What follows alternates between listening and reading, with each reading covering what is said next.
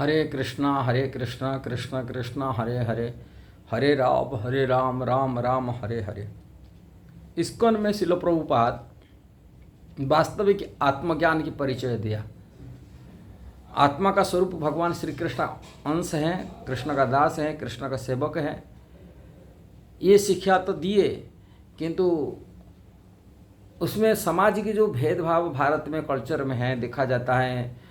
कई साधु संत कहते हैं हम अपने को मानते हैं, मैं ब्राह्मण हूँ, मैं क्षत्रिय हूँ, कि अपनी परिचय कराते हैं ब्राह्मण क्षत्रिय वैश्य शूद्र नाम से, किसी वर्ण किसी जाति का, किसी वर्ग का, किसी ये पे करते। किंतु श्रील प्रभुपाद इस्कॉन में ये सब चीज़ नहीं है। सभी भगवान श्री कृष्ण अंश होने के नाते कृष्ण का सेवक और वैष्णव शिक्षा नीति में सबको अनुप्राणित किया।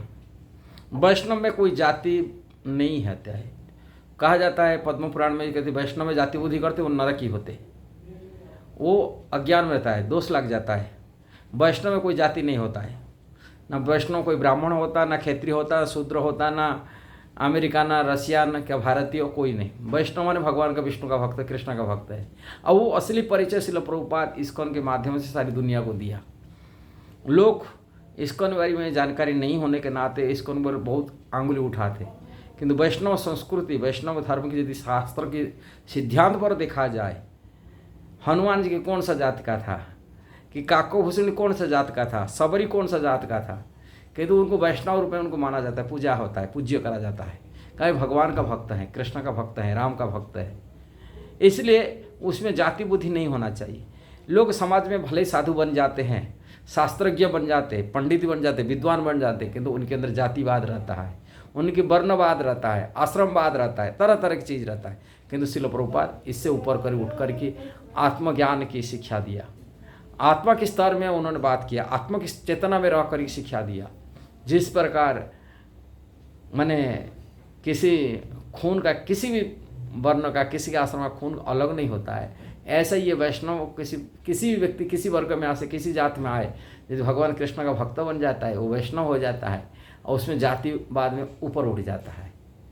बहुत सारे साधु संत देखा तो ब्राह्मणवाद ऊपर चलाते, कहते हम ब्राह्मण है, किंतु श्रील प्रभुपाद इसके ऊपर उठ कर बात किया।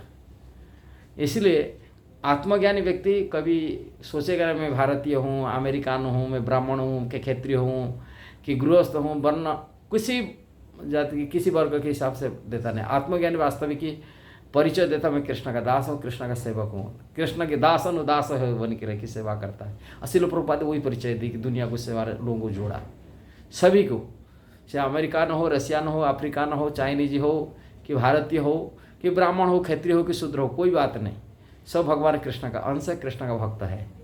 वैष्णव रिवाज में, वैष्णव पद्धति जो शास्त्र की सम्मति, शास्त्र का सिद्धांत है, उसको ही उन्होंने गुरुत्व दिए, महत्व दिए इस्कॉन में। इसलिए इस्कॉन एक संस्था है जो भगवान की भक्ति तो सिखाता है, मनुष्य जीने का कला भी सिखाता है, कैसा जीना चाहिए।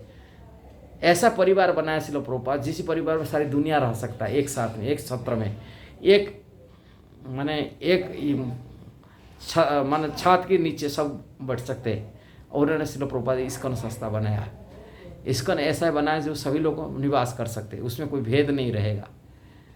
किंतु इस्कॉन को छोड़ देने से प्राय तो अनेक संस्थाएं में, अनेक जगह पर ऐसे वर्ण आश्रम में, भेद में, जातिवाद में, वर्गवाद में, उच्च नीच में, सब भेद में लोग आपस में लड़ते हैं। किंतु श्रील प्रभुपाद ऐसा कार्य किया, उसमें मुसलमान भी रहते, क्रिश्चियन भी रहते, यहूदी रहते, रसियन रहते, अफ्रीकन रहते, चाइनीज रहते, अमेरिकन रहते, भारतीय रहते, ब्राह्मण भी रहते, क्षत्रिय रहते, एक साथ रहते।